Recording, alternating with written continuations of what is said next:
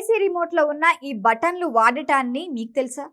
తెలియకపోతే ఈ వీడియోలో మీకు క్లియర్గా చెప్పేస్తాను, వినండి. ముందుగా కూల్ మోడ్ గురించి చెప్పుకుంటే, దీన్ని ఆన్ చేస్తే గదిలోని ఉష్ణోగ్రత తగ్గుతుంది. అంటే ఏసీ నుంచి చల్లని గాలి వస్తుంది. గది తక్కువ సమయంలో తక్కువ ఉష్ణోగ్రతకి చేరుతుంది. అయితే ఇందులో కరెంటు బిల్లు మాత్రం మీడియం నుంచి హై రేంజ్లో వస్తుంది. తర్వాత డ్రై మోడ్. ఇది ముఖ్యంగా వర్షాకాలంలో తేమ ఎక్కువగా ఉండే కోస్తా ప్రాంతాల్లో బాగా ఉపయోగపడుతుంది. గదిలోని తేమని ఇది తగ్గించేస్తుంది. ఇది చల్లదనాన్ని ఇవ్వదు, కానీ గాలి తడిగా అనిపించకుండా చేస్తుంది.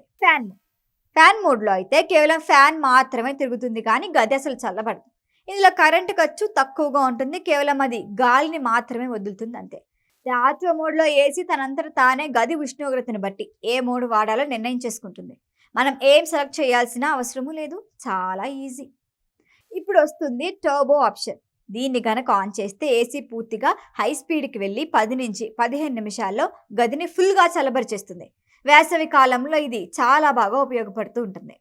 అందరికీ తేలిగ్గా అర్థమయ్యేలా ఇప్పుడు మీ రిమోట్ మీద ఉన్న ప్రతి బటన్కి అర్థం తెలిసింది కదా.